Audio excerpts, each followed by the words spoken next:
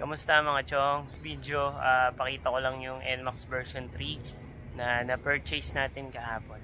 Okay? Una natin mapapansin dito sa bagong NMAX is yung kanyang headlight. Projector type. Ayan po. Projector type, high tsaka low. Then ito, umiilaw to, yung eyeline niya. Then signal light, integrated. Tapos yung plastic part niya dito sa fender is hati siya. Dati kasi is isang buo. Ngayon kasi hinati na siya, ginaya na siya dun sa Max na kung saan Max series kasi siya. Then yung mugs niya is 13 pa rin. Gulong niya 110/70/13. IRC pa rin yung gamit niyang gulong. Tapos yung caliper same pa rin. Ito, yung emblem niya napakaganda. Dati kasi ano siya, sticker lang siya. Mas premium siya ngayon. Then yung kanyang tornilyo is dalawa dito sa harap. Dati kasi tatlo.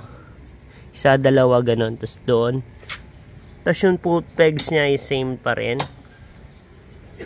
Then sumunod yung kanyang upuan. Yung kanyang upuan is premium comfort. So meron pong magaspang. May accent siya na black. Accent na silver. Na gray yata to. Then yellow stitches. Para mas makita mo yung design niya. Then may sulat siyang NMAX. Ayan. May naka-engrave na NMAX.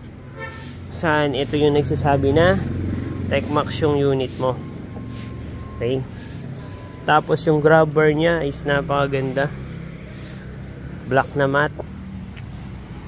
So emblem niya is gold. Sa standard po silver. Then sa kanyang J-Tour cover is iba na.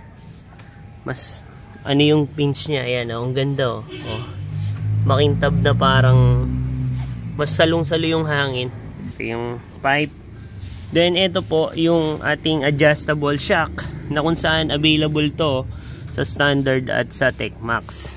At ito po ay adjustable. Okay, nakita nyo yan. Yun, ito yung pihitan, adjustable. Adjustable po yan.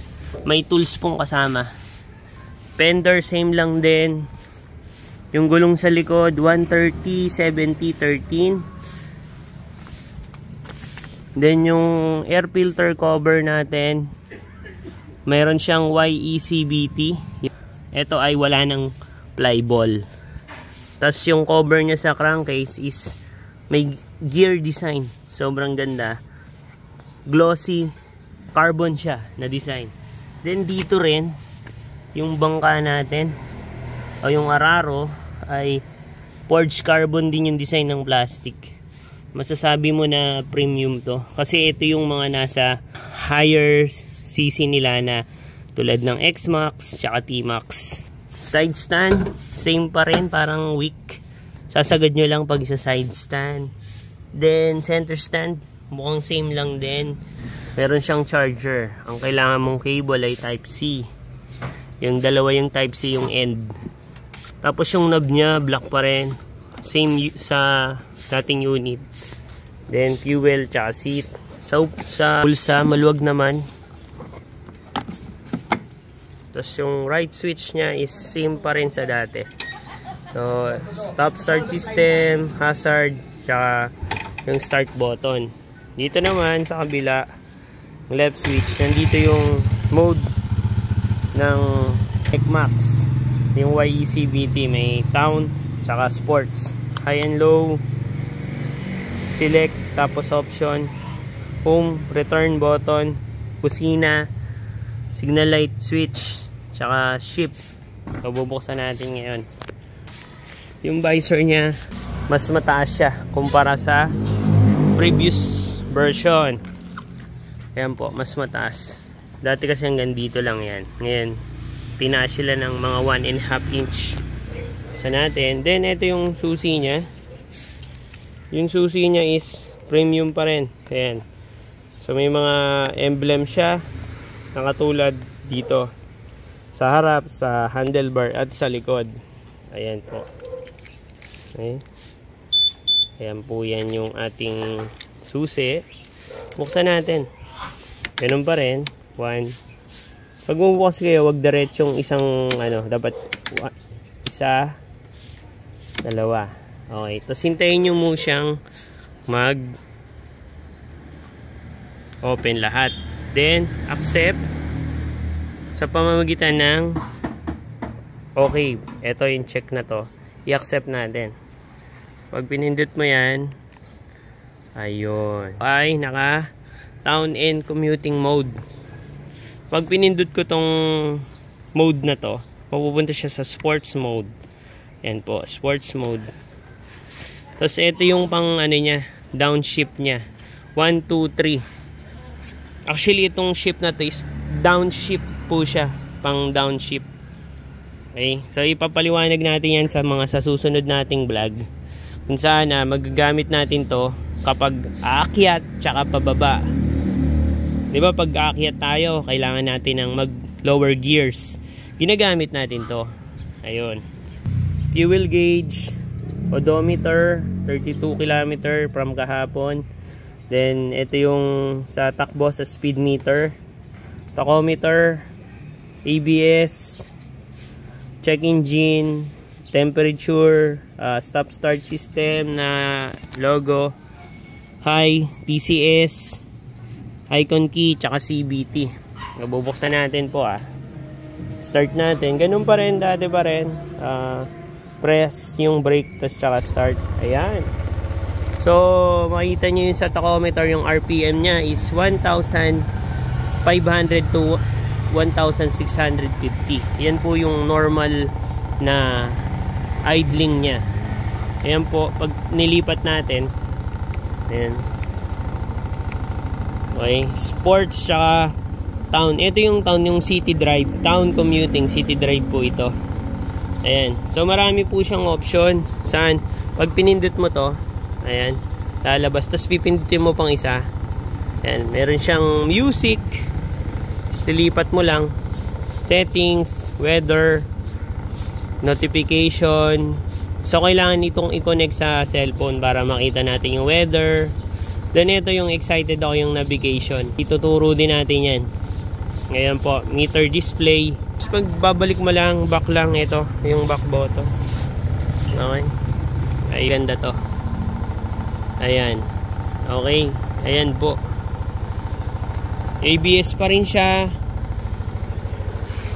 Front and rear. Tapos traction control. Yung emblem na TechMax, NMAX. So, dito yung mga para makita mo. Then, yan po yung ilaw niya. Eyeline. Yung low. Na-testing ko na yung ilaw kahapon. Mataas yung ilaw. I-adjust ko na lang. Yung taillight. So, syempre, bulb pa rin dito. Signal light natin. I-hazard para makita natin kung ano yung tsura. Yan.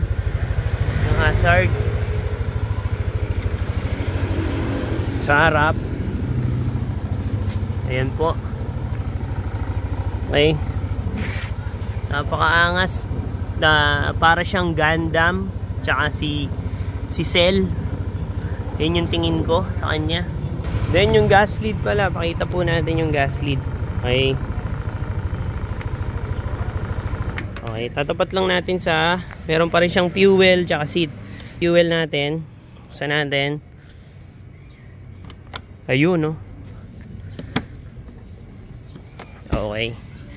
Ang laman nito, same pa rin, 7.1 liters. Ayan. So, meron siyang, grease. Para hindi kalawang. Kasi kinakalawang to eh. Then, buksan natin yung kanyang seat. Ganun pa rin. Okay. Ulitin natin. Seat. Ayan. So, medyo makalat. Pero napansin ko dito, parang hindi kasya yung helmet natin. Depende siguro sa helmet. Kukunin ko yung helmet ko. Check natin yung helmet natin. Muna to sa half face. Na medyo maliit. Okay. So, ganyan. Half face helmet. Medyo sirani. Helmet natin. Tingnan natin.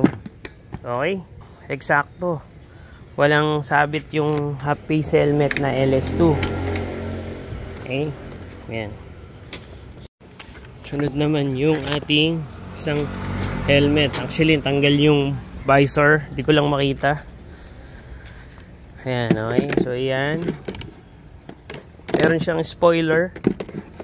Tingnan natin kung ano, masasarado. Oops, sumasabit ah. Ito naman.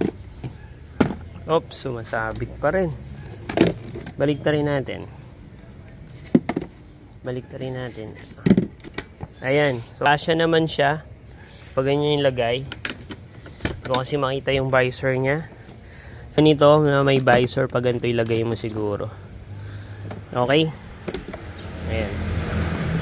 So check natin yung sunod na helmet natin, tong medyo maliit. Size medium po ito. Okay, tingnan natin sa likod. Ganyan.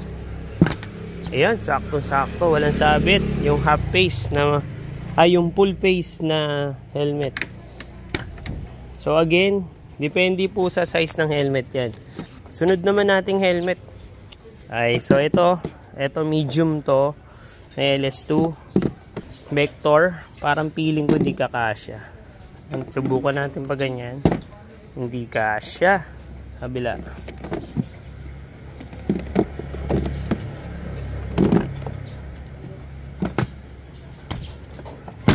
Ayan, pag pinilit mo, magkakasya siya.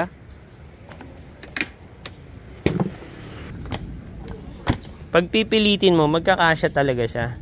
Kaso ang problema dito, magkakaroon ng gasgas yung helmet mo.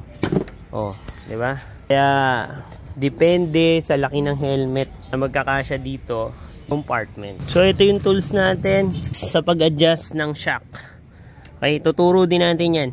Sisinagan siya, meron siyang glitters na black. Ayan oh, ang ganda oh. Ang nakikita nyo, madumi.